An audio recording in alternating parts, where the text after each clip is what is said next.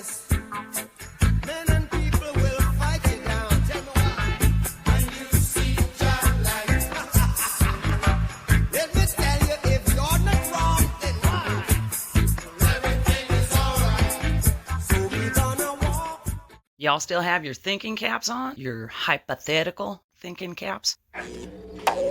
I hope so, because we're going to get into some interesting stuff. If you watch my last video, which mainly focused on the discovery of an ancient Sumerian king named Gilgamesh and the potential connection to the greatest president in my lifetime. I mean, really, those are two subjects you would normally never even put them together in the same sentence. But we're going to get into a little bit more of the details of the surrounding information that I believe connects them.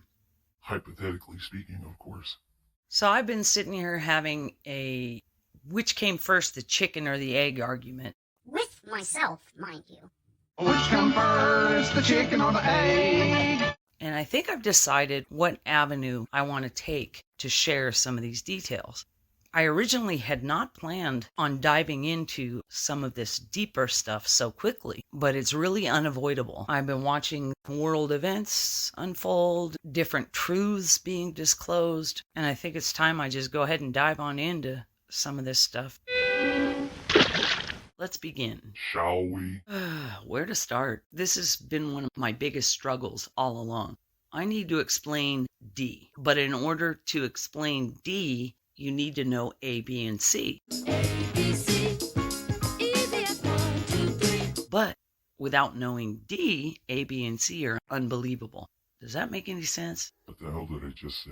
Hence the chicken and the egg argument with myself. Which come first, the chicken or the egg? First things first, I want to establish the main factor in this whole bigger picture. And in the last video, I referred to an intolerable hatred for every soulful human being in this world by a group, right?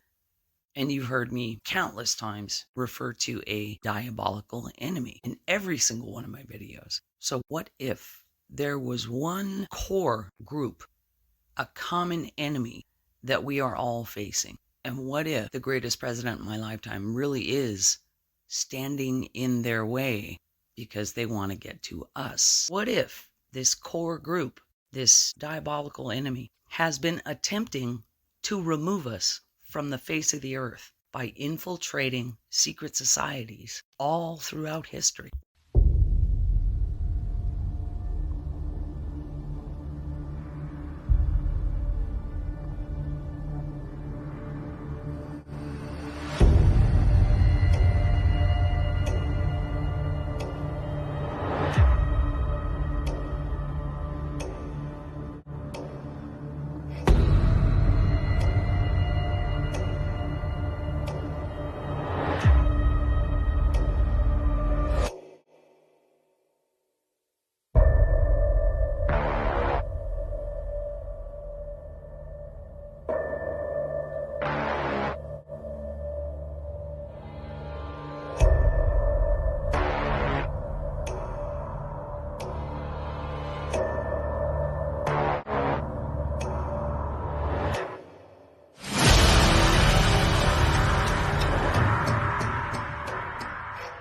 And what if the first effort to alert us to this core group was not the greatest president in my lifetime, but the greatest president of all time? The very word secrecy is repugnant in a free and open society. And we are, as a people, inherently and historically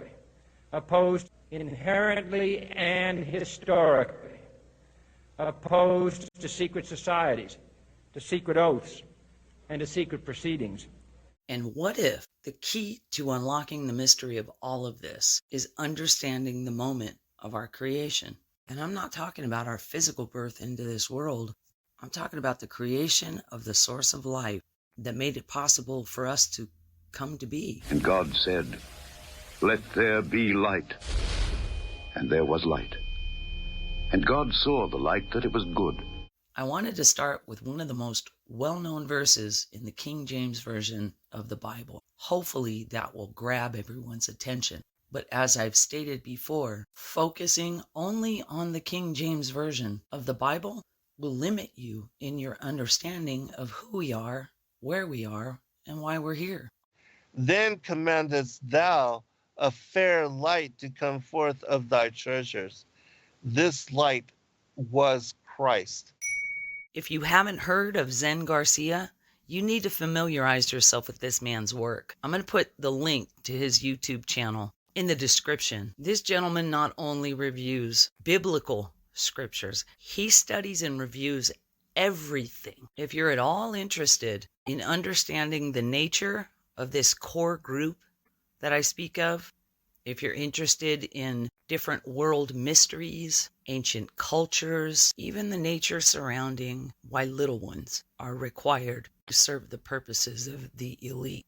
The expansiveness of this man's knowledge, having studied all of these different ancient manuscripts and scriptures and scrolls and tablets, you name it. He's one of the single most valuable people that I've learned from in this whole research project. I highly recommend everyone check out his body of work.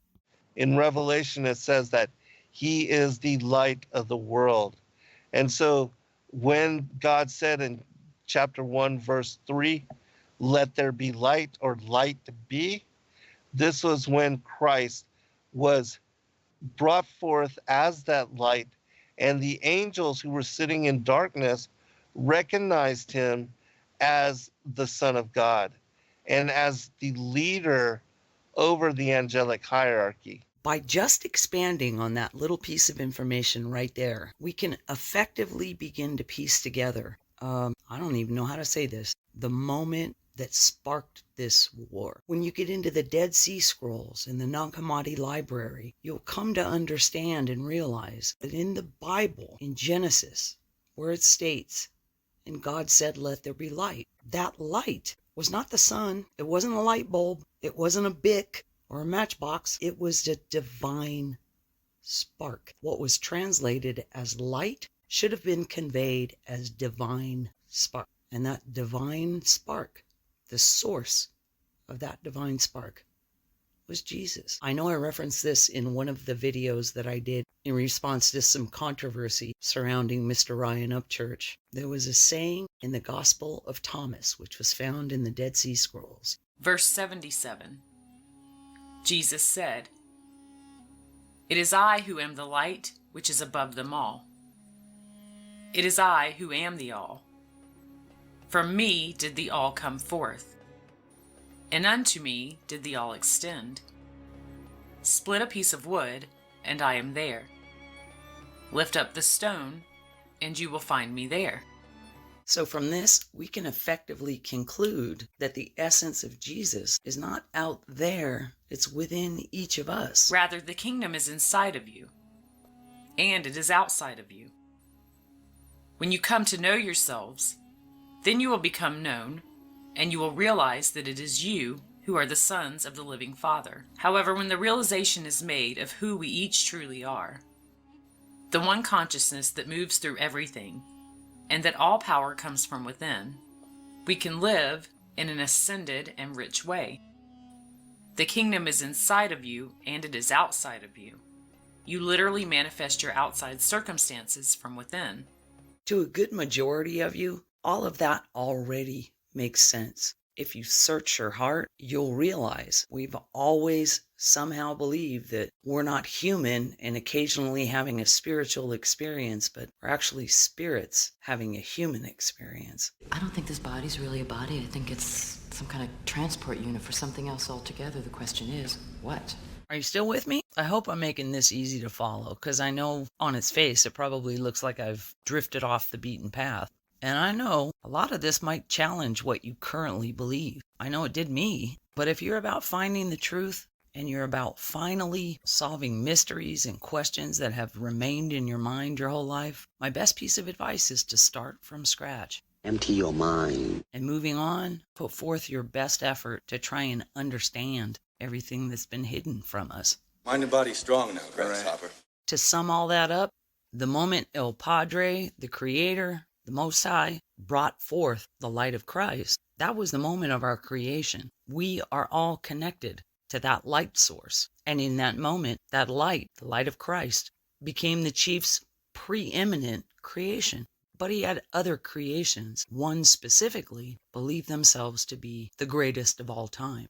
Indeed, the fallen angels, they were banished a very long time ago from the heavens, and that they have been warring against the Most High since that time, and that it was Lucifer's jealousy of Christ as the Son of God and his being given dominion over the angels that led to his wanting to be like the Most High.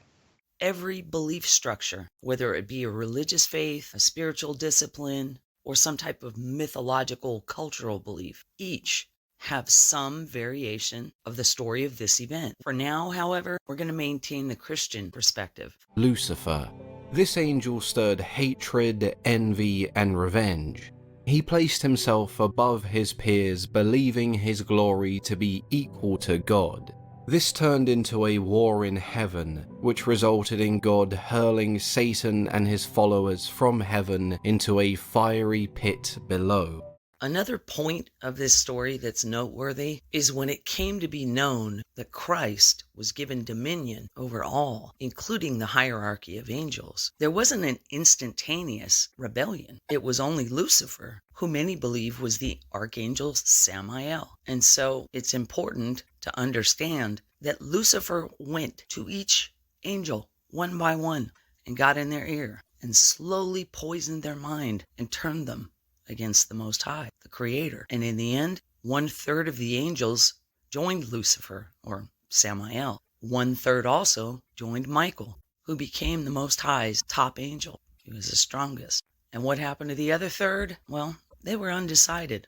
So let's stick a pin in that for a moment. But Lucifer and his army went up against Michael and the army of the Most High, and they lost, and they were cast from heaven into the earth. They were deprived of their bright nature, their creative abilities, and they were cast from heaven into the earth. When Satan wakes, he describes his surroundings.